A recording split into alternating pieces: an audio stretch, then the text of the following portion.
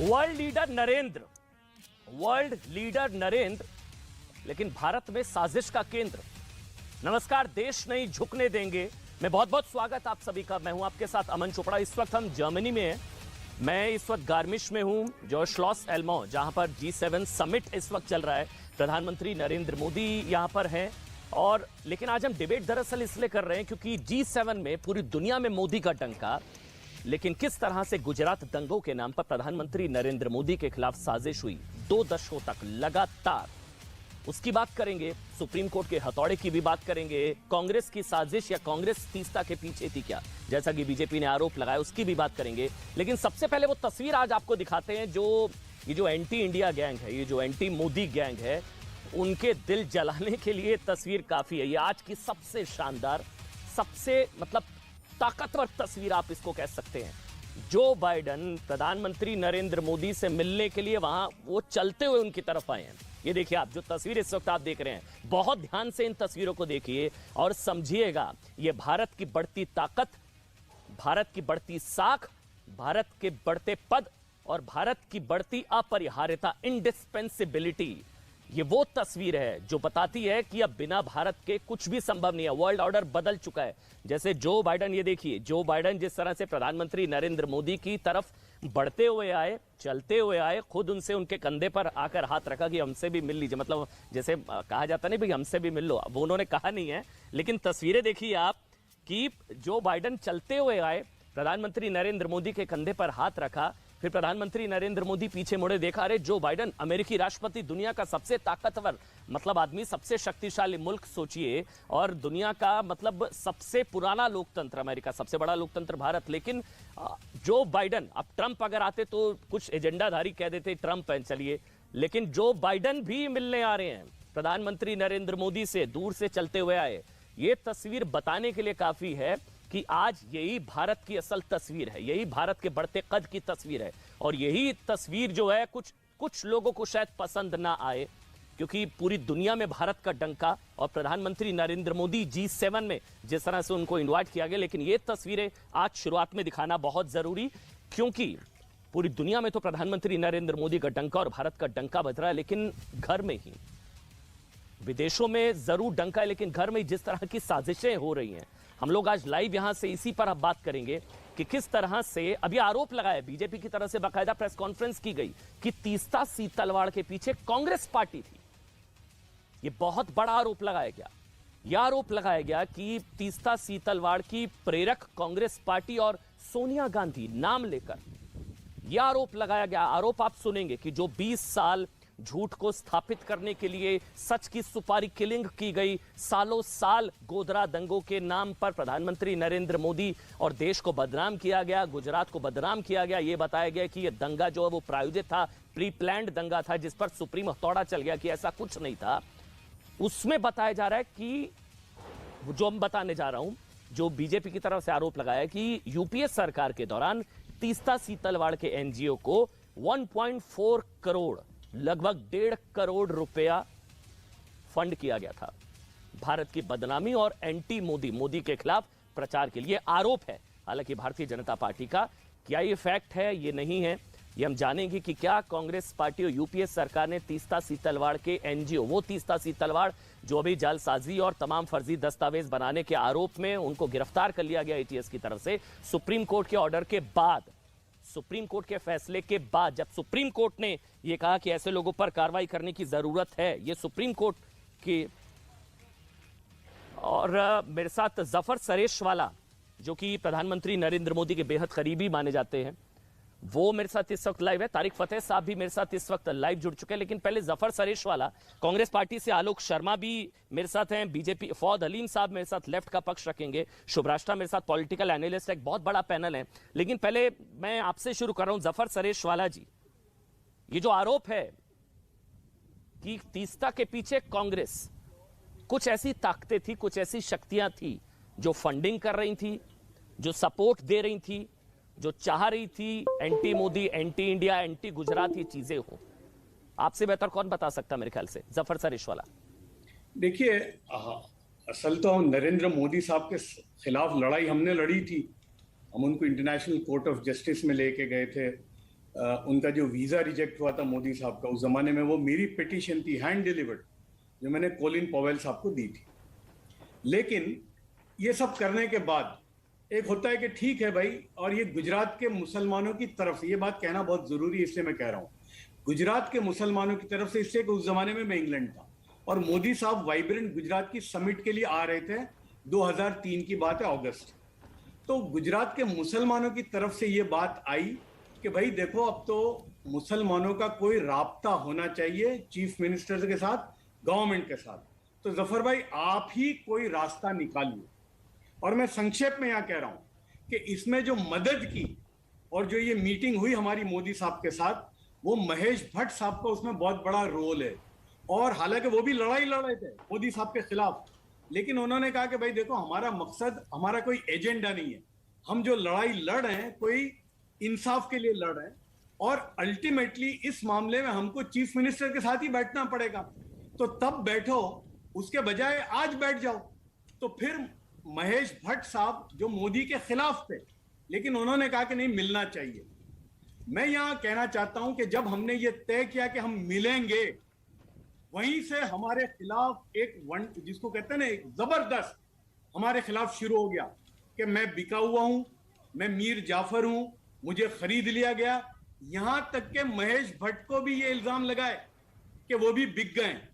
तो ये अजीब था यार, विक्टिम हम, मेरा घर जलाया गया, अमन, मेरी फैक्ट्री जली, मेरी ऑफिस जली, और ऐसे बहुत सारे मुसलमान, 1600 मुसलमानों की जानें गई, 2 लाख मुसलमान रिफ्यूजी कैंप में थे। तो मुसीबत हमारी, और तय ये करें कि हम किससे बात करें नहीं करें। हमको तभी डाउट हो गया कि ये मुसलमानों की कोई, इनको कुछ भी कोई लेना देना नहीं है, इनका कोई एजेंडा है। तो मैं ये बात तो तब से कह रहा हूं और अब भी वही कह रहा हूं कि ये मुसलमानों की कब्रों पर ताजमहल बनाना इनका मकसद था, और मुसलमानों की मुसीबत पर अपनी दुकान चलानी, इसके अलावा कुछ भी नहीं था। नहीं, लेकिन जफर सरिश्वाला, अब तो कम से कम सुप्रीम कोर्ट के फैसले के बाद नानावटी आयोग, फिर एसआईटी, फिर सुप्रीम कोर्ट, जफर भाई, मतलब सुप्रीम कोर्ट के कहने के बाद अब हम ये कह सकते हैं गुजरात दंगा कोई साजिश नहीं थी। अब गुजरात दंगों की बात होगी तो फिर Sabarmati train, Godhra Sabarmati train, 59 car सेवक, 16 दिन का बच्चा, उन जिनको जिंदा जला, उनकी भी बात होगी फिर। और गुजरात दंगा साजिश थी ही नहीं। देखिए, मैं यहां 2 बात कहना चाहता हूं जो मुझे डाउट हुआ उस वक्त इन पर, कि ये एजेंडा ड्रिवन क्यों है। क्योंकि देखिए, ये जो दंगा हुआ यानी गुजरात में, जिसमें 1600 मुसलमान मारे गए और 1000 से ज्यादा ऑफिसेज, कारोबार अहमदाबाद शहर में जलाए गए, उसके रुए रवां कौन थे? पेश गोवर्धन जडाफिया, हरेन पंड्या, प्रवीण तोगड़िया, जयदीप पटेल, बाबू बजरंगी, ये असल थे। तो इन्होंने क्या किया कि वो जो असल थे उन पर तो न की बात की, और नरेंद्र मोदी, जिसका कोई लेना देना नहीं था इससे, वो सिर्फ चीफ मिनिस्टर थे, उन पर सारी बंदूक लगाई। तो ये करके इन्होंने क्या किया कि जो असल थे उनको छोड़ दिया। एक और बात मुझे यहां कहनी है अमन, कि ये जो एसआईटी बनी थी, टोटल 8 केसेस में सुप्रीम कोर्ट ने गठित की थी, 8 केस, उसमें ये नरेंद्र मोदी साहब का 8वां था। ये एसआईटी अपॉइंट की थी सुप्रीम कोर्ट ने, ये मॉनिटर्ड थी, यानी day to day monitoring Supreme Court of India करती थी। उसमें अमाइकस क्यूरी भी थे, सुब्रमण्यम साहब, जो मोदी साहब के बिल्कुल खिलाफ थे। अब आप बताइए कि, और हुकूमत किसकी थी तब? कांग्रेस पार्टी की। तो 7 केसेस में ये वही एसआईटी ने लोगों को सजा दिलाई, जिसमें 140 लोगों को उम्र कैद की सजा हुई और 400 लोगों को कुछ ना कुछ सजाएं हुई। तो वो जो 7 केस में जिसमें सजा हुई, वही एसआईटी, वही सब कुछ, तो वो ठीक था। लेकिन उसी एसआईटी ने नरेंद्र मोदी साहब के बारे में यूं कहा कि भाई इनके खिलाफ कोई सबूत नहीं है, और उनको क्लीन चिट दे दी। तो नरेंद्र मोदी साहब को जिस एसआईटी ने क्लीन चिट दी वो नहीं माननी। तो यार ये कैसा है, ये दोहरापन कैसा? वो तो फिर अगर ये गलत है तो वो 7 जिनको सजा मिली वो भी गलत होनी चाहिए थी। तो तभी लगा। और मैं आपको एक बात और कहना चाहता हूं कि जब 2011 में क्लीन चिट मिल गई मोदी साहब को, तो उस वक्त वहां के जो प्रोमिनेंट मुसलमान थे, उन्होंने इनके हाथ पैर जोड़कर कहा कि भाई देखो, अब हमको जीने दो, हमको जिंदगी गुजारनी है, हमें तालीम हासिल करनी है, हमें अपने कारोबार करने हैं, हम अपनी जिंदगी बहुत अच्छी तरह से गुजार रहे हैं। खुदा के वास्ते आपको अगर लड़ाई लड़नी है आप लड़िए, हमारे कंधे पर बंदूक मत चलाइए। यह बात 2011 में गुजरात के मुसलमानों ने इनको कहा था।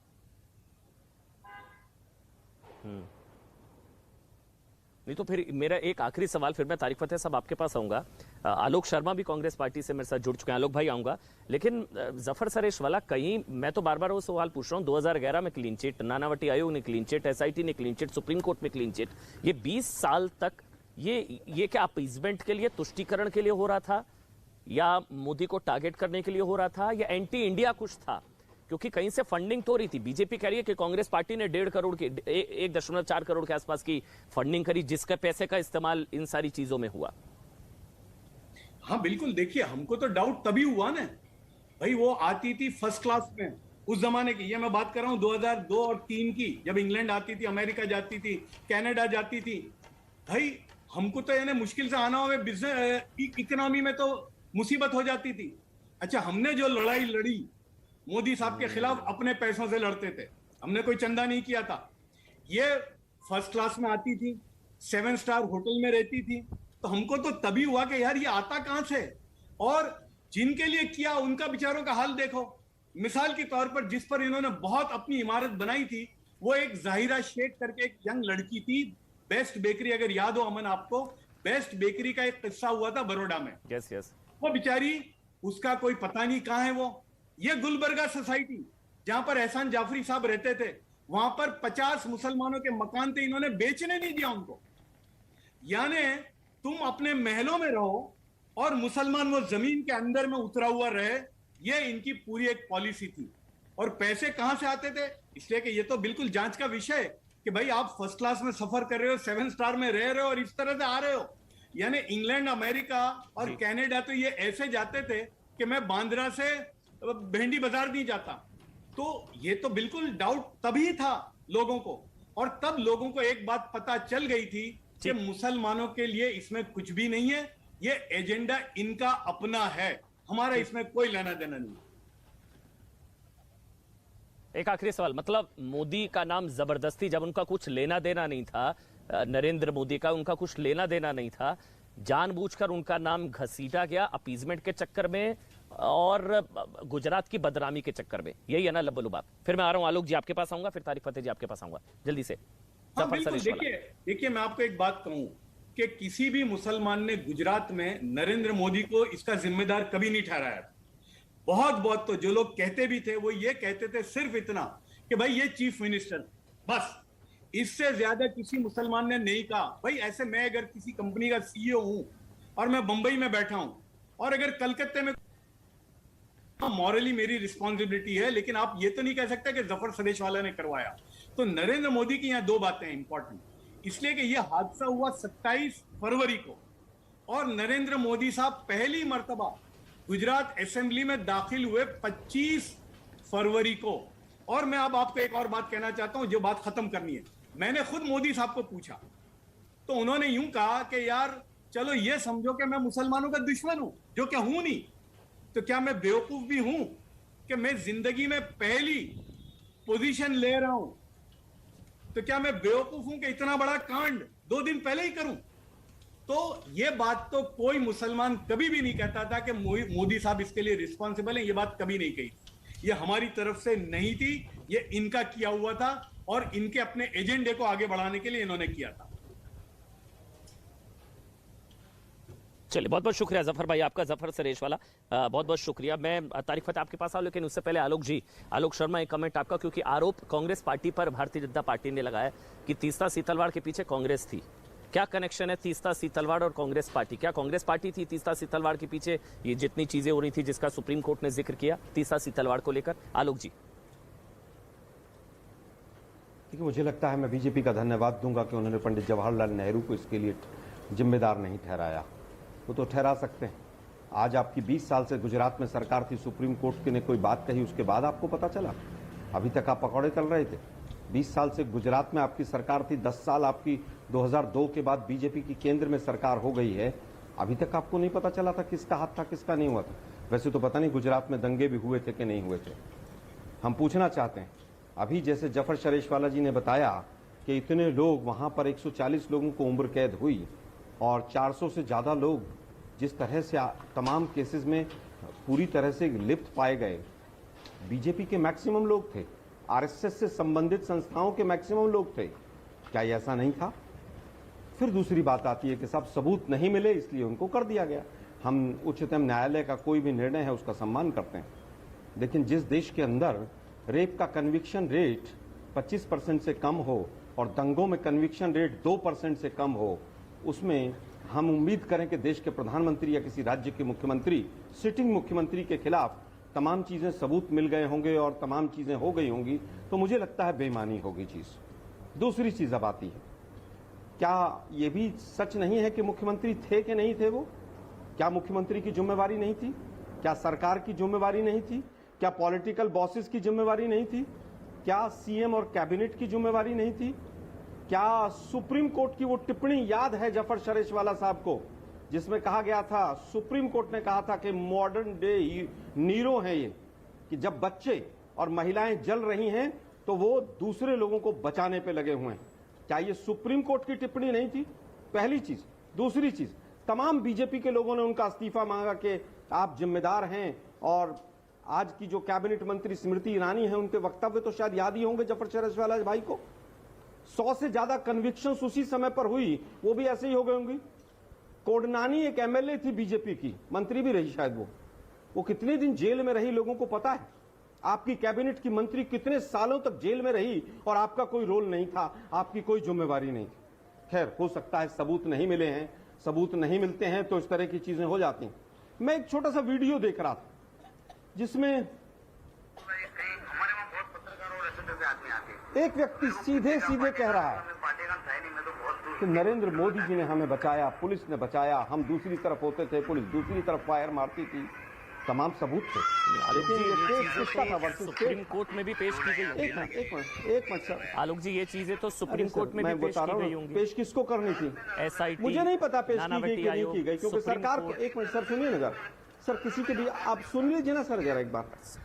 चलिए सुना आप, ये ऑडियो है, अरे सर ये ऑडियो है, साफ साफ कह रहे हैं, मैं वकील नहीं हूं ना मैं जज हूं, लेकिन अगर सबूत नहीं मिले किसी के खिलाफ और आप कहें कि साहब वो तो बरी हो गए और उसके तो एजेंडा चल रहा था, तो भाई आप 20 साल से पकौड़े चल रहे थे, एजेंडा चल रहा था कांग्रेस के खिलाफ, आपने गुजरात में मुख्यमंत्री रहते हुए एफआईआर क्यों नहीं किया? मैं कैसे उसकी गारंटी दूसरी ले सकता हूं?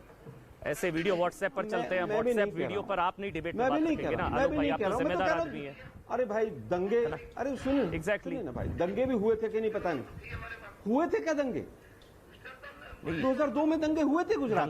दंगे तो हुए हैं, लेकिन साबरमती ट्रेन भी जलाई गई थी। साबरमती ट्रेन जली थी क्या? 59 लोग जलाए गए थे क्या? कार सेवकों को जलाया गया था? वो जले ही नहीं थे फिर शायद। साबरमती ट्रेन ही नहीं जली होगी, 59 कार सेवक जले ही नहीं। आपको नहीं पता साबरमती ट्रेन जली थी? मैं कह रहा हूँ सुप्रीम कोर्ट, आप बीच में बोलते रहेंगे, आप चुप रहूंगा, उसकी बात ना करूं, सीधा कह रहा हूँ मैं, सीधा नहीं उसकी बात ना करूं। जफर शरेशवाला के बीच में एक बार नहीं बोलेंगे क्योंकि वो एजेंडा के तहत आपके पास बैठे हुए। मैं आपके बीच में भी मैंने 2.5 मिनट कुछ नहीं बोला आलोक जी, मगर मैं सवाल ले सकता हूं आपसे। 2.5 मिनट कुछ नहीं बोला मैं, आप कंप्लीट करिए फिर मैं पूछूंगा। आप बोलिए, आप 1 मिनट बोलिए, आप कोई दिक्कत नहीं, आप बोलिए। का पक्ष रखने के लिए बैठे हैं, एक आदमी कांग्रेस का है, उसको बोल तो लेने दीजिए भाई। 5 लोग बैठे हैं ना सर। साजिश कांग्रेस की है, साजिश कांग्रेस की है। कांग्रेस ने 1.4 करोड़ देने का आरोप है, तो बोल तो लेने दो। तो फिर आप बोलिए, अपनी बात रखिए आप। 1.4 बोलिए 1.4 करोड़ रुपए अगर दिए हैं तो आज तक उसके खिलाफ, कांग्रेस के खिलाफ एफआईआर क्यों नहीं की इन लोगों ने? सीधा सवाल है मेरा। अगर एजेंडा चल रहा था, कांग्रेस चला रही थी, तो मोदी सरकार वहां पर बैठकर पकौड़े तल रही थी, या जफर शरेशवाला या बीजेपी जो कह रही है वही सब कुछ सच है? जो तमाम बजरंग, जो पुलिस वाले अंदर बंद हुए और सब 2014 के बाद वो वीडी बंजारा फंजारा सब रिलीज हो गए 2014 के बाद, क्या वो सच नहीं है? क्या उनके पास तो मोदी जी के खिलाफ सबूत थे कि 2014 के बाद सब फ्री होते चले गए, जेल से सब छूटते चले गए, और कहां चले गए पता नहीं। मैंने आपको नहीं टोका। उत्तर में एक सवाल पूछता हूं मैं। आलोक जी देखिए, नहीं, आप लगातार टोक रहे हैं, कब से टोक रहे हैं? अब आपको पता है ना, मुझे पता है। मेरे ख्याल से चलिए आप सुनिए कंप्लीट ना कर भाई। लीजिए। आप नहीं करने देंगे ना, प्रॉब्लम ये है। हम आज भी एहसान जाफरी, बोलिए। जाकिया जाफरी के साथ खड़े हैं। कांग्रेस पार्टी आज भी उनके साथ खड़ी है। कांग्रेस पार्टी आज भी उन दंगों का विरोध करती है। अगर एक व्यक्ति को कहा गया कि सबूत नहीं है, आपको क्लीन चिट दी जाती है, क्या दिया जाता है, वो जजमेंट पूरा जब बाहर आएगा तब उसको हम स्टडी करेंगे। लेकिन क्या एक मुख्यमंत्री की जिम्मेवारी नहीं थी? क्या उस कैबिनेट की जिम्मेवारी नहीं थी? क्या उस कैबिनेट के मंत्री जो थे वो लोग जेलों में नहीं गए? क्या बीजेपी के पदाधिकारी जेलों में नहीं गए? क्या सुप्रीम कोर्ट ने मॉडर्न डे का नीरो नहीं कहा मोदी जी को? और अंत में कहना चाहूंगा, ये अटल जी आज चले गए हैं। अटल जी भी कांग्रेस का एजेंडा चला रहे थे। अटल बिहारी वाजपेयी ने कांग्रेस का एजेंडा चला रहे थे और हो सकता है कुछ पैसे भी लिए हों। क्या सरकार चल रही है, आप लोग समझ नहीं रहे हैं। राजधर्म का पाठ अटल जी ने हमें नहीं पढ़ाया था, मोदी जी को पढ़ाया। जी मैं आगे बढ़ रहा हूँ, आगे बढ़ रहा हूँ। आप बोल रहे हैं बतौर मुख्यमंत्री नरेंद्र मोदी जिम्मेदार। अब ऐसे बतौर सिख नरसंहार फिर राजीव गांधी जिम्मेदार। जब उनका तो बयान भी था, जब बड़ा पेड़ हिलता है तो धरती हिलती है। तो बतौर प्रधानमंत्री फिर उनकी जिम्मेदारी सिख नरसंहार के लिए क्या राजीव गांधी जिम्मेदार? आप बोलेंगे मेरे साथ? आप बोलिए सिख नरसंहार के लिए राजीव गांधी जिम्मेदार। उनका क्या नरेंद्र मोदी का तो ऐसा स्टेटमेंट भी नहीं था? तो स्वाभाविक है भाई। अगर लगता है उन्होंने तो अपने मुंह से कह दिया कि बड़ा पेड़ हिलता है तो धरती हिलती है। उन्होंने तो जस्टिफाई किया था। उन्होंने तो जस्टिफाई किया था। क्या नरेंद्र मोदी ने जस्टिफाई किया? अरे भाई आप छोड़िए ना, किसने क्या कहा था क्या नहीं कहा। आलोक भाई क्या मैं कह रहा हूं 14 साल की सरकार, क्या नरेंद्र मोदी ने जस्टिफाई किया? मुझे एक स्टेटमेंट बता दीजिए आलोक जी, अगर मुझे नहीं पता। एक स्टेटमेंट वो बोल रहे हैं कि बड़ा पेड़ हिलता है तो धरती जो है, पेड़ हिलता है तो धरती जो है, पेड़ गिरता है तो धरती हिलती है। चलिए ठीक है, मैं आगे बढ़ रहा हूँ। नहीं सर, आप बोल रहे हैं, मुझे तो बताया गया था, लगातार बोलते रहे हैं। जर्मनी के नहीं, आप एजेंडा तो 20 साल चला है। अगर पता होता कि जर्मनी के स्टेटमेंट पर डिबेट नहीं कर रहे हैं तो शायद मैं ज्वाइन नहीं करता। हाँ तो 20 साल से पकौड़े कर रहे थे। अब तो सच सामने आया है। मीडिया के लोग भी और अब तो सच का मौत का सौदागर तो आप ही लोगों ने कहा था। सामने नहीं आया मौत के सौदागर तो आप ही लोगों ने कहा था। उससे पहले मौत का सौदागर तो आप ही लोगों ने कहा था। सुप्रीम कोर्ट ने बता दिया ना मौत के सौदागर का सच। अरे भाई बिल्कुल कहा था, मौत के सौदागर कोर्ट ने बता दिया मौत के सौदागर का सच। जज लोया में क्या हुआ, हरेन पांड्या का क्या हुआ? अब सच का सौदा किया गया सर, साबरमती के सच का सौदा किया गया। आप बता दीजिए मुझे, साबरमती के सच का सौदा किया गया। मैं कह रहा हूं, चलिए मैं एक मिनट, तुहिन सिन्हा भारतीय जनता पार्टी से, की मौत कैसे हो गई? तुहिन सिन्हा भारतीय जनता पार्टी से। तुहिन सिन्हा, कांग्रेस इसके पीछे कोई सबूत है आप लोगों के पास? तुहिन सिन्हा कि कांग्रेस करा रही थी तीस्ता सी तलवार के जरिए से सब कुछ, कांग्रेस ने फंडिंग करी, सोनिया गांधी प्रेरक हैं तीस्ता सी तलवार की, इतने बड़े बड़े आरोप लगा दिए आप लोगों ने। अमन जी, 2006 से 2008 के बीच इस देश में सबसे ज्यादा आतंकवादी हादसे और घटनाएं हुई थी, और उस वक्त राहुल गांधी और कांग्रेस पार्टी सैफरन टेरर और हिंदू उग्रवाद का नैरेटिव बुनने में लिप्त थी। तो ये दर्शाता है कि कांग्रेस की मंशा, और हमेशा से कांग्रेस ये प्रमाणित करना चाहती थी या दिखाना चाहती थी कि नरेंद्र मोदी जो है उस काल्पनिक हिंदू उग्रवाद का प्रतीक है, जो कि जिसकी बात वो जाकर अगर विकीलीक्स की माने तो अमेरिकन एम्बेसी में वो अफवाहें फैला रहे थे। तो इससे बड़ा सबूत और क्या हो सकता है? 2002 में इस देश में दुर्भाग्यवश एक बहुत बड़ा कॉन्फ्लिक्ट एंटरप्रेन्योरशिप जिसको आप कहते हैं, या एक जो तीस्ता से तलवार जैसे कई अन्य लोग जो हैं, जो कॉन्फ्लिक्ट एंटरप्रेन्योर्स हैं, उनका निर्माण हुआ, और आज 20 साल बाद तमाम कोर्ट्स में इनको धक्के लगे, लेकिन आज फाइनली जो है सुप्रीम कोर्ट ने इनका जो है इनके कारोबार पर एक ये लगा दिया, ताला लगा दिया। लेकिन कांग्रेस की शय के बगैर ये मत बताइए ना मेरे को, मुझे ये मत बताइए, मुझे बताइए ये जो आलोक जी पूछ रहे हैं कि कांग्रेस पार्टी का लिंक एस्टेब्लिश करिए ना, कि कांग्रेस पार्टी ने ये लगभग 1.5 करोड़ की फंडिंग करी, उस पैसे से एंटी मोदी ये सब कुछ चला, 20 साल कांग्रेस करा रही थी, तीस्ता सी तलवार की प्रेरक है कांग्रेस, ये मत मुझे समझा दीजिए ना आप। तीस्ता से तलवार जैसे झूठे व्यक्ति को पद्मश्री के लायक किसने माना? कांग्रेस सरकार ने माना। ये तो आलोक जी बताएंगे ना किस आधार पर उनको पद्मश्री मिला? केवल इसलिए क्योंकि वो नरेंद्र मोदी जी के खिलाफ रोज झूठे आरोप इकट्ठे करती थी, रोज वो लोगों को भड़काती थी, यही कारण था? ये तो आलोक जी बताएंगे। कहां से उनके पास इतनी संपत्ति आई जो फंडिंग का आरोप लगा रहे हैं? आप जुहू में आके उनके बंगलों को देखिए, अमिताभ बच्चन से बड़ा बंगलो जो है उनका है। तो इन लोगों को कहां से फंडिंग आ रही थी, ये तो आलोक जी बेहतर बताएंगे। क्यों उनको पद्मश्री के काबिल माना जाता था? हम पद्मश्री देते हैं 125 वर्ष के लोगों को जो जो जो पूरी जिंदगी जो है वो योग में बिताते हैं, और ये ऐसे लोगों को देते थे जो नरेंद्र मोदी जी के खिलाफ सबूत इकट्ठे करते थे। तो इससे बड़ा जो है सबूत और क्या हो सकता है कांग्रेस की इन्वॉल्वमेंट? मैं उत्तर दूं अमन जी? सिर्फ पद्मश्री नहीं, 2002 में राष्ट्रीय सद्भावना पुरस्कार और 2007 में पद्म सम्मान। तीसरा जी शायद एनएसी की भी मेंबर थी, अगर मैं गलत नहीं हूं, आलोक भाई, और राष्ट्रीय जो सलाहकार परिषद एनएसी की मेंबर भी थी। अमन जी, इसको जो है राष्ट्रीय सद्भावना पुरस्कार 2002 में जी जी एक मिनट आलोक जी जवाब दे दें आप। सबसे पहली चीज तुहिन जी, आलोक जी जवाब दे दें आप, एक मिनट, फिर मैं तारिक फतेह आ रहा हूं। हाँ आलोक जी बोलिए। आलोक जी एक मिनट आपका बीच में टोकूंगा, लेकिन एक मिनट बाद सर मेरे को टोकना पड़ेगा। स्टार्ट। उसकी एक कमेटी होती है, उस कमेटी ने उसको चुना और हमारी सरकार ने उसको रिकमेंड किया, इसमें कहीं कोई दो राय नहीं। लेकिन मैं पूछना चाहता हूं, क्या किसी भी एफआईआर में, किसी भी रिपोर्ट में सरकार ने मेंशन किया कि कांग्रेस ने 1.4 करोड़ रुपए दिया? अगर किया हो तो उसका कागज मुझे जरूर दिखाइएगा, उसका प्रूफ। पहली चीज। दूसरी चीज, उन्होंने, मैं व्यक्तिगत चीजों पर नहीं जाता हूं, लेकिन बीजेपी की हमेशा आदत है, जुहू के किसी बंगले की बात कर रहे हैं, उनके दादाजी का दिया हुआ बंगला है वो, उनके पिताजी ने उनको गिफ्ट किया था, कांग्रेस ने नहीं किया। तीसरी चीज, अरे भाई तीसरी चीज सुनिए ना, आप अलूल जुलूल बोल के मत जाइए टीवी पे, सच बोलिए, टीवी पे झूठ मत बोलिए। वैसे तो मोदी जी विदेशों में जाके भी झूठ बोलते हैं, लेकिन यहाँ टीवी पे झूठ मत बोलिए। अरे भाई मेरे दादाजी का क्यों देंगे? आपके दादाजी ने दिया होगा यार, कुछ भी बोल देते हैं। जिसका है उसके दादाजी ने दिया है।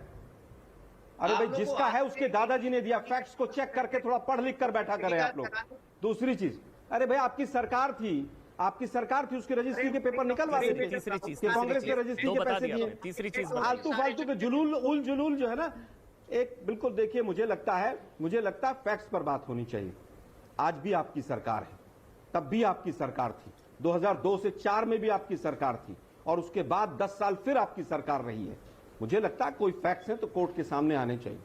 लेकिन मैं सीधा पूछता हूं, क्या मुख्यमंत्री की जिम्मेवारी नहीं थी?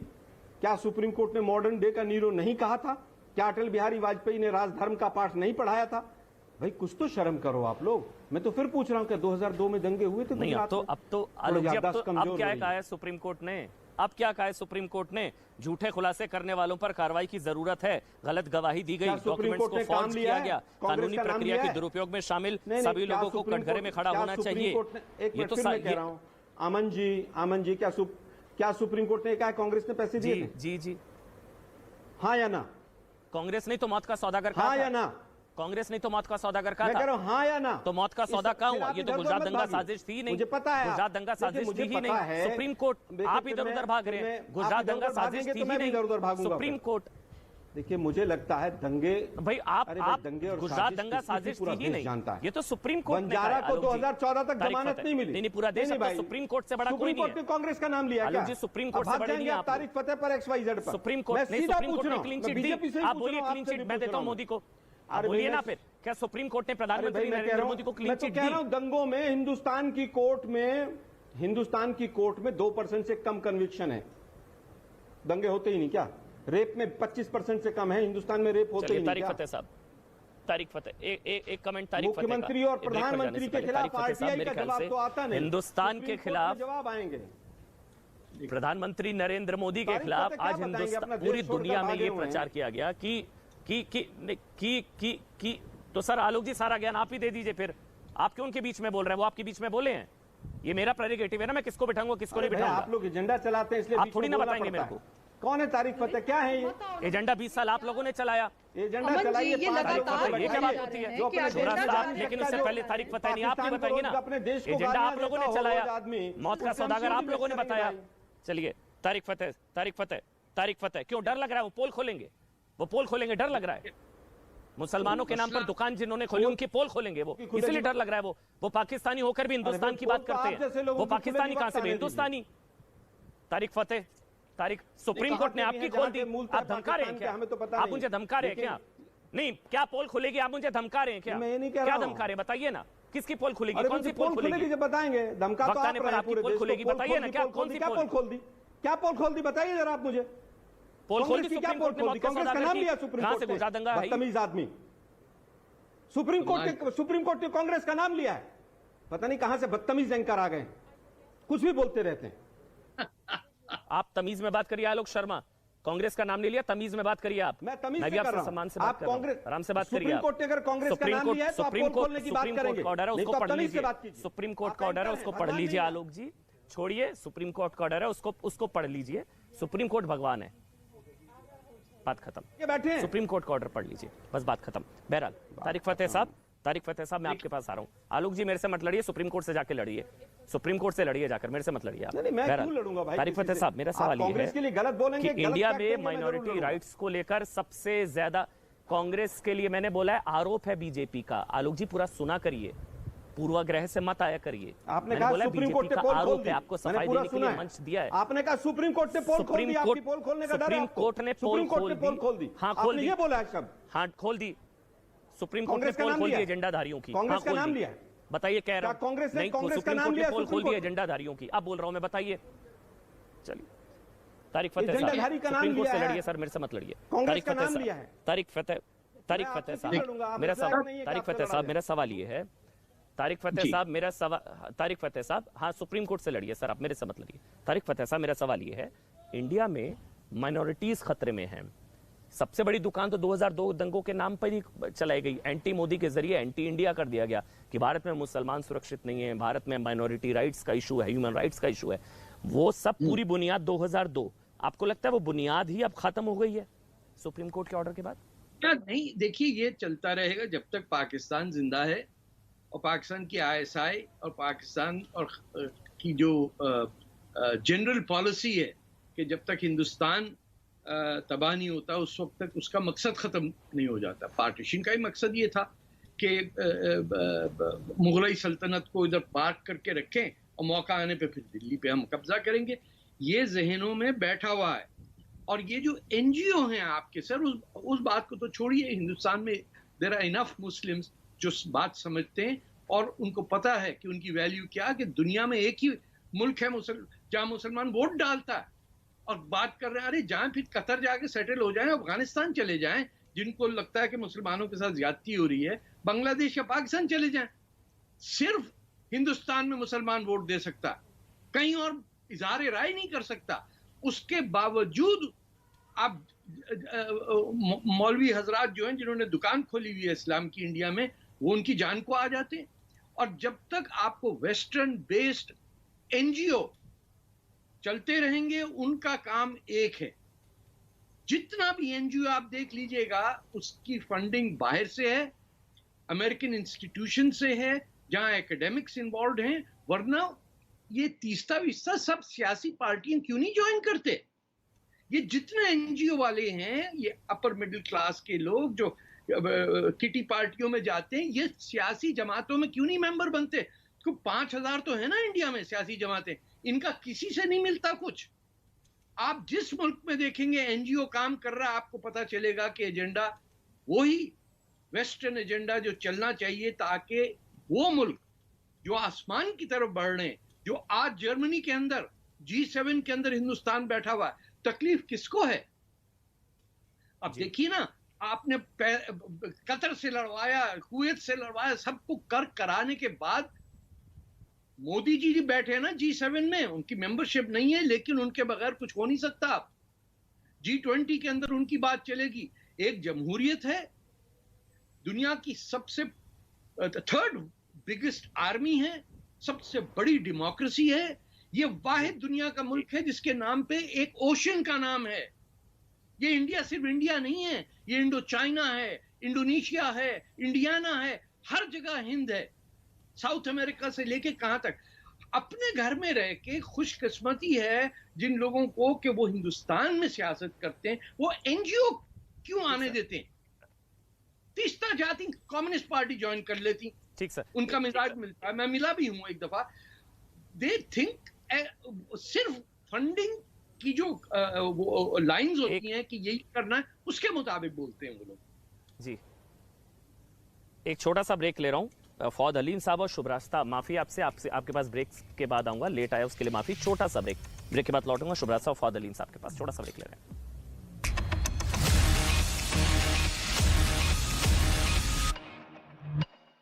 असल में ये नौबत इसलिए आई क्योंकि पाकिस्तान इंटरनेशनल एयरलाइंस ने अभी तक रूस की ओवरफ्लाइट फी यानी उस देश की एयर स्पेस के इस्तेमाल के लिए जो पैसे देने होते हैं उसे नहीं चुकाया है। इसी वजह से पाकिस्तान के विमान को ओवरफ्लाइट क्लियरेंस नहीं मिली, जबकि किसी दूसरे देश की एयर स्पेस या वहां के एयरपोर्ट का इस्तेमाल करने के लिए ओवरफ्लाइट क्लियरेंस लेना जरूरी होता है। लेकिन पैसे नहीं चुकाने की वजह से रूस ने अपने एयर स्पेस में पाकिस्तान के विमान की एंट्री पर रोक लगा दी, जिसके बाद उसे रास्ता बदलने के लिए मजबूर होना पड़ा और इस्लामाबाद से टोरंटो जा रहे PIA के विमान को दूसरे रूट से जाना पड़ा। और बात जंगल में आग की तरह फैली, जिससे पाकिस्तान को एक बार फिर इंटरनेशनल बेइज्जती उठानी पड़ी, क्योंकि रूस के मना करने के बाद उसे अपने विमान को कराची बुलाना पड़ा और फिर वहां से उसे रूस की जगह यूरोप के देशों की एयर स्पेस से होते हुए टोरंटो भेजा गया, जिसके लिए ईरान, तुर्की और यूरोप के रास्ते का इस्तेमाल करना पड़ा, जिसकी वजह से न सिर्फ दूरी बढ़ी बल्कि पाकिस्तान को ज्यादा पैसे भी खर्च करने पड़े। ये घटना 17 जून की बताई जा रही है और जिस वक्त ये सारा बखेड़ा हुआ उस वक्त PIA की उस फ्लाइट में 250 से ज्यादा पैसेंजर मौजूद थे, जो विमान के कराची लौटने के बाद काफी घबरा गए थे। हालांकि इसके पीछे पाकिस्तान की यह दलील है कि रूस पर लगाए गए अंतर्राष्ट्रीय प्रतिबंधों की वजह से पैसा ट्रांसफर करने में दिक्कत आ रही है और इसी वजह से उसे विमान को रूस की एयर स्पेस की जगह दूसरे रास्ते टोरंटो भेजना पड़ा। लेकिन असलियत यह है कि पाकिस्तान इस वक्त आर्थिक बदहाली के सबसे बुरे दौर से गुजर रहा है। वहां महंगाई बेकाबू हो गई है, रोजमर्रा में इस्तेमाल होने वाली चीजों की कीमतें आसमान पर पहुंच गई हैं। लोगों को बुनियादी चीजें, दूध और सब्जियों के लिए भी जरूरत से ज्यादा दाम देने पड़ रहे हैं। पाकिस्तान में महंगाई का अंदाजा इसी बात से लगाया जा सकता है कि वहां 1 लीटर पेट्रोल की कीमत वहां की करेंसी में 234 रुपए पर पहुंच गई है और 1 लीटर डीजल की कीमत 263 पाकिस्तानी रुपए को पार कर गई है। मतलब ये कि आर्थिक संकट से जूझते पाकिस्तान में महंगाई की वजह से हाहाकार मचा है और इसी वजह से वहां के लोग बद से बदतर जिंदगी जीने को मजबूर हैं। हालांकि पाकिस्तान की सरकार आर्थिक संकट से निपटने के लिए रोजाना अलग अलग फैसले ले रही है, लेकिन पाकिस्तान की आर्थिक हालत इतनी खराब हो चुकी है कि महंगाई पर लगाम लगाने के लिए सरकार को कुछ भी नहीं सूझ रहा। अभी कुछ दिन पहले ही शहबाज शरीफ सरकार के एक मंत्री ने लोगों से चाय कम पीने की अपील की थी, क्योंकि चाय का इंपोर्ट करने के लिए सरकार को 6000 करोड़ पाकिस्तानी रुपए की जरूरत थी, जिसके लिए भी पाकिस्तान को दूसरे देशों से कर्ज लेना पड़ता। और इस शर्मिंदगी से बचने के लिए वहां के मंत्री ने लोगों से दिन भर में 2 कप चाय कम पीने की अपील कर दी थी, ताकि उसे चाय के आयात करने की जरूरत ना पड़े। जिसके बाद पाकिस्तान के लोगों ने खुद अपनी ही सरकार को आड़े हाथ ले लिया था। वहां के लोगों का आरोप है कि सरकार बढ़ती महंगाई को रोकने के लिए कोई कदम नहीं उठा रही।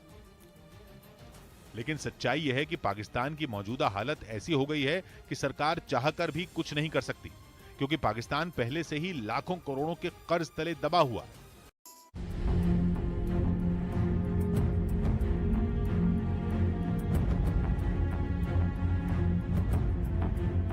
चुनाव हार गया होता तो कोई ये सवाल पूछता नहीं, 2007 का हार गया होता तो कोई पूछता नहीं।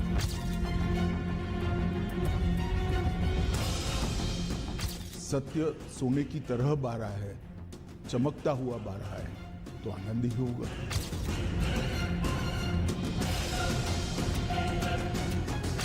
Who was the driving force? Sonia Gandhi and the Congress Party. Ecosystem भी इतना मजबूत था कि धीरे धीरे झूठ को ही सब सत्य माने। सोचिए 20 साल एक झूठ बुना गया, 20 साल एक साजिश को स्थापित करने के लिए एक इकोसिस्टम ने एक एजेंडा चलाया गुजरात दंगे को लेकर कि एक दंगा, एक साजिश, तमाम चीजें चलाई गई।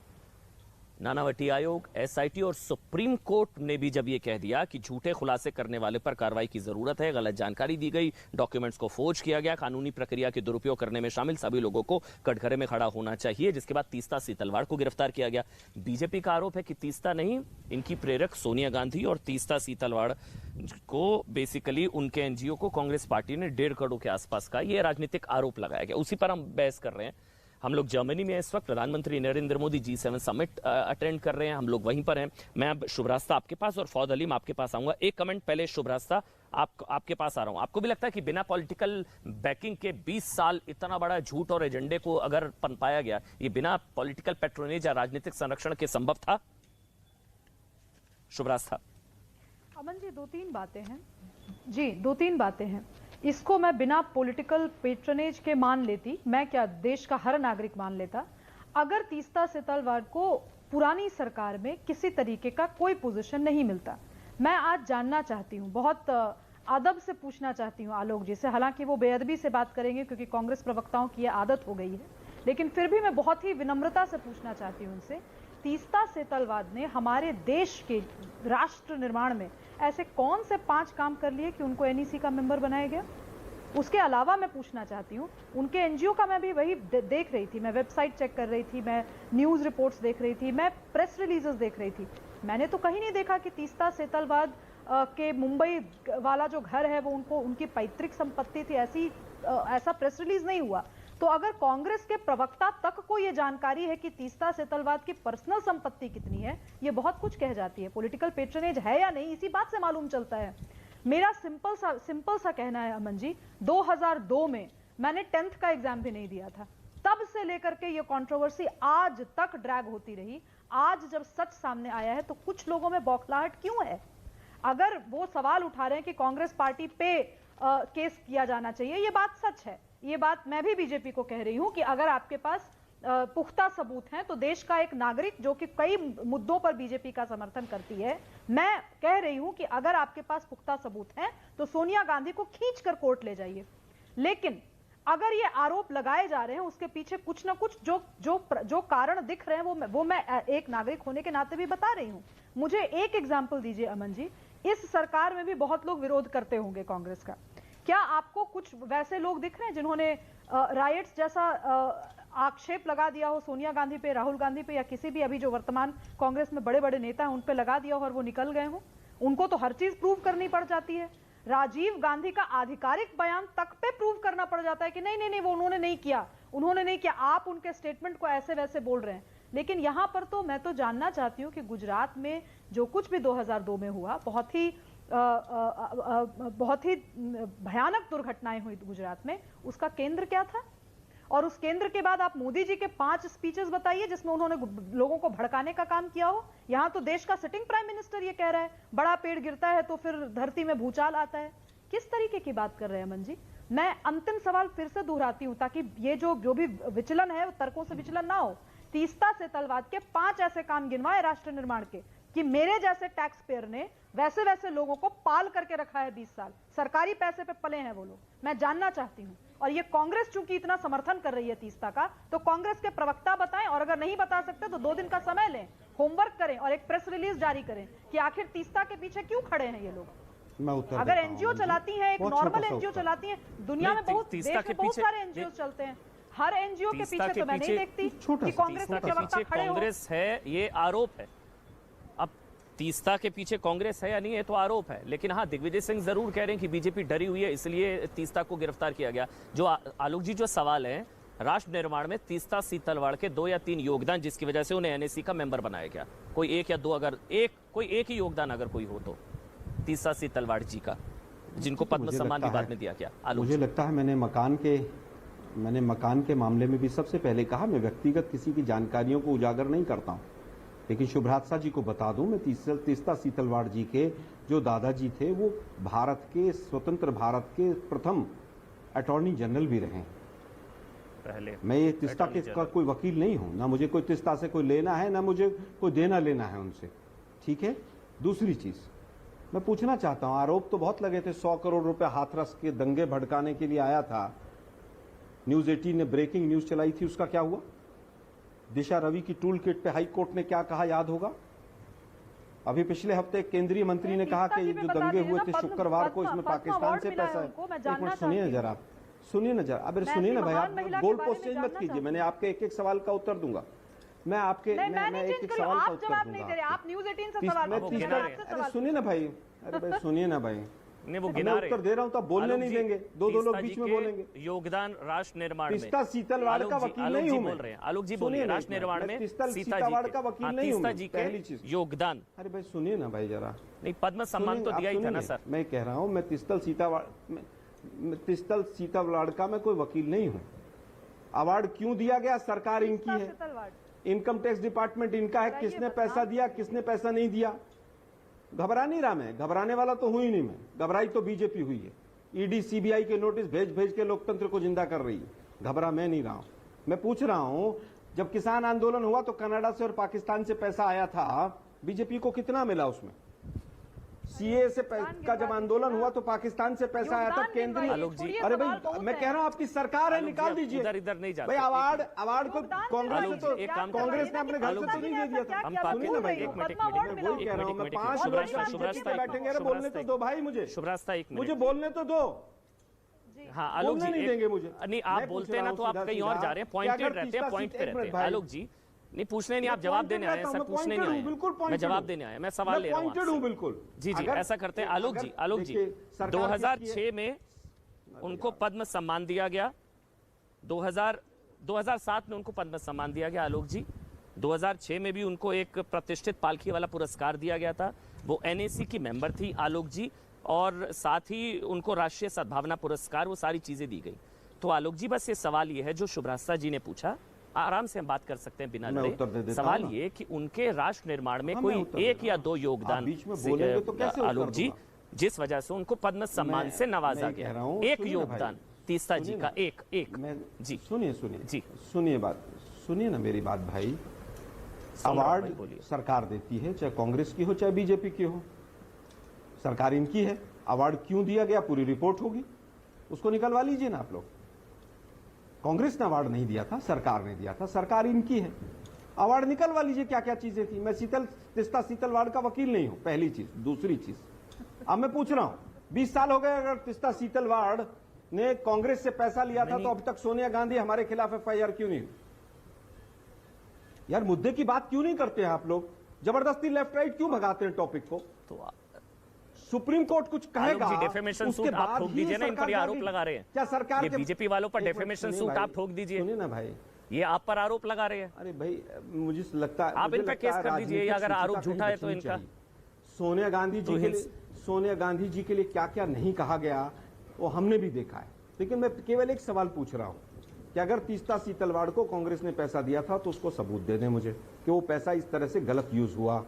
दूसरा मुझे सबूत दे दें कि पिछले 8 वर्षों में मोदी जी के पास क्या समय नहीं था कि वो कोर्ट से क्लीन चिट ले लेते? 20 साल क्यों लगे? सैकड़ों लोग जेल में क्यों हैं? अब एक मिनट आगे बढ़ेंगे, अब ये एक मिनट, अब आगे की बात करते हैं, एक काम करते हैं, अब एक आगे की बात करते हैं, अब एक आगे की बात कांग्रेस के एजेंडे पर काम कर रहे थे आलोक जी। अब आगे की बात करते हैं, अब 20 साल बाद क्या आलोक जी, मेरा आपसे सवाल है, अब गुजरात दंगा, एक साजिश, मौत का सौदागर, वो सब अब खत्म हो गया? अब वो बोगी अब खत्म, अब वो खत्म चीज है सुप्रीम कोर्ट के फैसले के बाद? क्या ये मान सकता हूँ आज के बाद अब आप ये जिक्र नहीं करेंगे मौत का सौदागर, गुजरात दंगा, ये सब है ना आलोक जी? नहीं, मुझे लगता है दंगे हुए ही नहीं। सुप्रीम कोर्ट ने भी कहा है कि दंगे हुए ही नहीं थे। कांग्रेस जबरदस्ती कोर्ट में, जो कांग्रेस की सरकार थी उसने एसआईटी वैसाईटी बनवाई, जो भी कुछ हुआ, दंगे हुए ही नहीं। ये 400 लोग जो थे ये बिल्कुल डोंट मिसकोट सुप्रीम कोर्ट। मैं कह रहा हूँ सुप्रीम कोर्ट ने नहीं कहा, पढ़ लीजिए ध्यान से थोड़ा सा।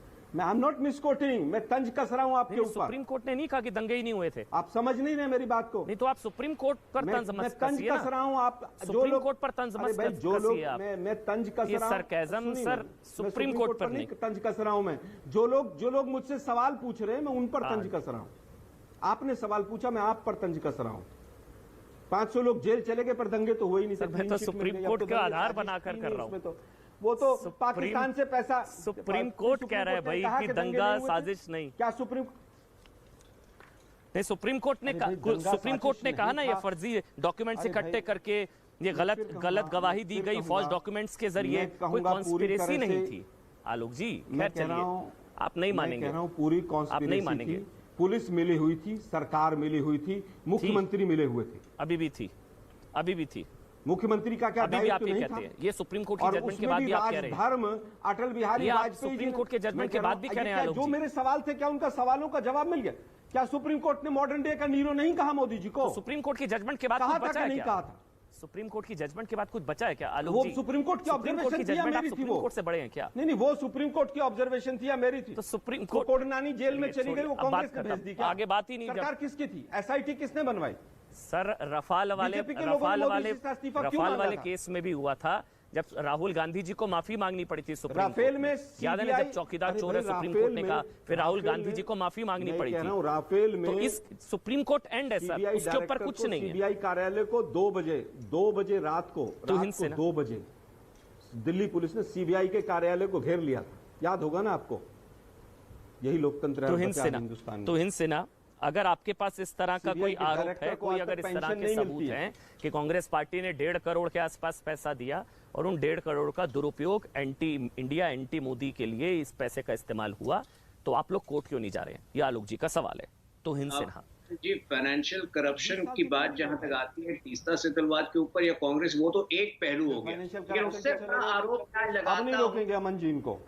सेतलवाद के कारनामों को कांग्रेस अब अमन जी नहीं रोकेंगे इनको, अलग करके नहीं देखा जा सकता। मैं आपको याद दिलाना चाहता हूं, अमन जी आपने जो सवाल पूछा है उसका उत्तर ले लीजिए ना। बैलेंस बिल जो सबसे खतरनाक आपने दिया कि मेरे सवाल का उत्तर आलोक जी, वो तीस्ता सेतलवाद जो है, she was an important member of the committee जो वो डिजाइन कर रही थी। तो कांग्रेस के मंसूबे तो ऐसे थे तीस्ता सेतलवाद को लेकर कि अगर वो बिल आ जाती तो आज देश किसी और दिशा में चला जाता। तो फाइनेंशियल करप्शन तो बहुत छोटी सी बात है और स्वाभाविक है कि फाइनेंशियल लेन देन हुए होंगे, तभी वो तीस्ता सेतलवाद को इतना महत्व दे रही थी। लेकिन बहुत सारी चीजें खुलने में और समय लगेगा, सबूत आएंगे, आप पेशेंस रखिए। वो सारी चीजें जो हम कह रहे हैं, 10 साल सरकार केंद्र में हो गई, 22 साल से सरकार गुजरात में है, अभी भी समय लगेगा इनको। तारिक फतेह, एक मिनट आलोक जी, आपकी रनिंग कमेंट्री जरूरी है क्या पीछे से? वो आपके बीच में नहीं बोले ना, आपकी रनिंग कमेंट्री जरूरी है क्या पीछे से? वो आपके बीच में नहीं बोले, उनको बोलने दीजिए ना। तो इन सिन्हा टर्न का वेट कर रहे थे, अब आपके बीच में एक शब्द नहीं बोले, तो आपने मेरे सवाल का जवाब दे दिया। क्या राजीव गांधी जिम्मेदार सिख नरसंहार के लिए? क्या राजीव गांधी जिम्मेदार, क्या स्वर्गीय राजीव गांधी जी जिम्मेदार सिख नरसंहार के लिए? हाँ या ना बताइए। अगर जिम्मेदार आप लोग मानते हैं या कोई मानता है तो आज तक कोर्ट में क्यों नहीं गया? नहीं, अगर या मगर क्या होता है भाई? बस तो फिर वही तो मैं कह रहा हूं, अगर मगर की बात वो जो गुजरात दंगों में राजीव गांधी जी जिम्मेदार थे, मुख्यमंत्री के लिए 20 साल साजिश को स्थापित किया गया। अरे वाह भाई वाह, सिख अरे वाह भाई वाह, दंगों गजब है। अगर आपको लगता है नहीं भाई, सरकारी और दरबारियों को लगता है तो अभी तक कोर्ट क्यों नहीं गए? ये सरकार क्यों नहीं गई कोर्ट में? कैसे नेता है, कैसे प्रवक्ता है, कहां? आलोक जी, मुश्किल होता है कभी कभी इंडिफेंसिबल को डिफेंस, भाई उसको बचाना। हम लोग कांग्रेस के प्रवक्ता के तौर पर बैठते हैं, आवरण पहन के नहीं बैठते। शुभराज था, चलिए शुभराज था, एक मिनट बोल लीजिए, ठीक है ना? एक मिनट आलोक जी, एक मिनट, पर्सनल नहीं होते हम, आवरण कौन बैठ के बैठा कौन, ये सब नहीं। शुभराज साहब आप बोल लीजिए, उसके बाद कैसे प्रवक्ता है? जब पर्सनल होंगे तो सुनना पड़ेगा भाई। भाई सुनने तो देना। कौन पर्सनल हो रहा है आपके साथ? कौन पर्सनल हो रहा है आपके साथ? लगातार बिल्कुल ही ऑब्जेक्टिव, बिल्कुल वस्तुनिष्ठ सवाल पूछा गया, आपने जवाब दिया नहीं। उसकी जिम्मेवारी क्या हमारी है? आलोक जी ने, अमन जी ने सवाल पूछा, सरकार में बैठकर पकौड़े तल रहे हैं, सवाल पूछा, उसका उसको अवार्ड क्यों मिल गया, इसको अवार्ड क्यों मिल गया? व्यक्ति है आप। तीस्ता सीतलवाड़ के खिलाफ अगर सबूत थे तो 20 साल से उसके 20 साल से वो बाहर क्यों है? फिर वो टैक्स पेयर मैं हूं, मैं पूछ रहा हूं मैं। देश के नागरिक, सरकार आपकी है, सरकार आपकी है भाई, सरकार आपकी है, सरकार आपकी है, 500 काम कर सरकार आपकी है, पूछ लीजिए ना। किसी एक एनजीओ इनके नीचे लिख दिया कीजिए भाई, एक महिला, राजनीतिक विश्लेषक मत लिखा आलोक कीजिए। शर्मा, आप जवाब मत दीजिए, एक महिला लिख दिया कीजिए इनके नाम के नीचे। जाते हैं आप लोग, और हर चुनाव हारते हैं आप लोग, हर चुनाव इसीलिए हारते हैं क्योंकि आप लोग चुनाव जीतना ही लोकतंत्र नहीं होता। संवैधानिक संस्थाओं को बंधक बना के लोकतंत्र के चौथे स्तंभ को बंधक बना के चुनाव जीतना लोकतंत्र नहीं होता है। डिबेट करवाइए, मैं इसीलिए कांग्रेस वालों के साथ नहीं बैठती, यही कारण है कि मैं नहीं बैठती। आलोक जी, कहना चाहता हूं, हम आवरण वालों के आलोक जी, कुछ बुनियादी सवाल है। आलोक जी, मैं आपसे, आलोक जी बुनियादी सवाल है, कैबिनेट से बाहर कीजिए। आलोक जी बुनियादी सवाल है, क्या का इस्तीफा मांगा था? ऐसे नहीं, ऑडियो बंद, ऐसे नहीं, बस एक मिनट आलोक जी, एक मिनट, एक करके बोले थे, टाइम कम है, तारिक फतेह के पास भी जाना है। शुभराज साहब आप बोलिए, फिर मैं तारिक फतेह, फिर आलोक जी आपके पास वापस आऊंगा, ये दोनों आपके बीच में नहीं बोलेंगे, I will make sure. Shubhraj साहब पहले अब आप बोलिए। हाँ बोलिए, प्लीज शुभराज साहब बोलिए, आप प्लीज बोलिए। 10 सेकंड का समय लेना चाहती हूँ अमन जी। क्या मैं पूछना चाहती हूँ, मैं न्यूज 18 से पूछना चाहती हूँ, चूंकि आप एंकर हैं, आपके माध्यम से पूछना चाहती हूँ, क्या आलोक शर्मा शरीक है? कांग्रेस के प्रवक्ताओं को पता नहीं होता कि मैं डिबेट में आ रही? क्यों आते हैं डिबेट में? क्या इनको पता नहीं होता? अगर ये कहते हैं कि आप एजेंडा, अमन चोपड़ा एजेंडा चला रहे हैं, क्यों आते हैं एजेंडा में बैठने? क्यों आते हैं? दर्शकों का समय नाश करने आते हैं या अपना एजेंडा चलाने? सुप्रीम कोर्ट एजेंडा चला रहा है क्या? नहीं है तो मत दीजिए जवाब, लेकिन तो आरोप आप सुप्रीम कोर्ट पे भी लगेगा कि सुप्रीम कोर्ट भी एजेंडा चला रहा है। तारिक फतेह साहब, तारिक फतेह, वही सवाल जो मैं पहले लेकर गया था, आलोक जी आपके पास आऊंगा। एक भी नहीं बता पाएंगे। देखें, वही सवाल, बुनियादी सवाल डिबेट में अब से लेकर अब तक, कि क्या योगदान रहा तीस्ता सिंह तलवाड़ को कि उनको एनएसी का मेंबर बनाया गया, उनको राष्ट्रीय सद्भावना पुरस्कार दिया गया, पद्म सम्मान दिया गया, नानी पालखीवाला पुरस्कार से सम्मानित किया गया, और जो बिल भी आना था कम्युनल वायलेंस उस कमेटी में भी वो थी। तो ये मेहरबानी जो थी वो क्या वजह थी? नंबर एक। नंबर दो, अगर मुख्यमंत्री के तौर पर नरेंद्र मोदी जिम्मेदार, तो फिर सिख दंगों के लिए फिर क्या राजीव गांधी जिम्मेदार? ये बुनियादी सवाल है आलोक जी, हम आराम से बात करके सवाल जवाब ले सकते हैं मेरे ख्याल से। मैं आपके पास आऊंगा आलोक जी, पहले तारिक फतेह फिर वही सवाल। आपको लगता है जो एंटी इंडिया इमेज थी वर्ल्ड ओवर मोदी के खिलाफ, उनका वीजा अमेरिका, वो सारी चीजें हमने देखी थी, वो अब खत्म हो जाएंगी सुप्रीम कोर्ट के फैसले के बाद, और पता लग गया it was all A conspiracy, political conspiracy?